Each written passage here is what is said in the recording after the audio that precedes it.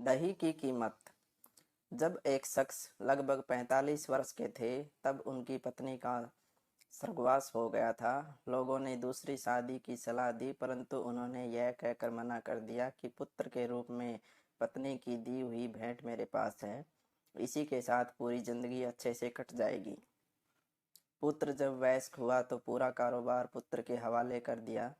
स्वयं कभी अपने तो कभी दोस्तों के ऑफिस में बैठकर समय व्यतीत करने लगे। पुत्र की शादी के बाद वह और अधिक निश्चिंत हो गए। पूरा घर बहू को सुपुर्द कर दिया। पुत्र की शादी के लगभग 1 वर्ष बाद दोपहर में खाना खा रहे थे।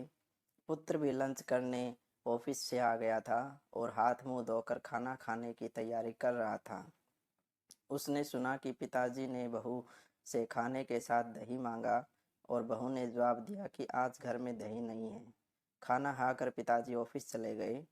थोड़ी देर बाद पुत्र अपनी पत्नी के साथ खाना खाने बैठे। भरा हुआ दही भी था। पुत्र ने कोई प्रतिक्रिया नहीं दी और खाना खाकर स्वयं भी ऑफिस चला गया। कुछ दिन बाद पुत्र ने अपने पिताजी से कहा, पापा आज आपको कोर्ट चलना है। आज आपका विवाह होने जा रहा है। पिता ने आश्चर्य से पुत्र की तरफ देखा और कहा, बेटा मुझे पत्नी की आवश्यकता नहीं है और मैं तुझे इतना स्नेह देता हूँ कि शायद तुझे भी माँ की ज़रूरत नहीं है, फिर दूसरा विवाह क्यों?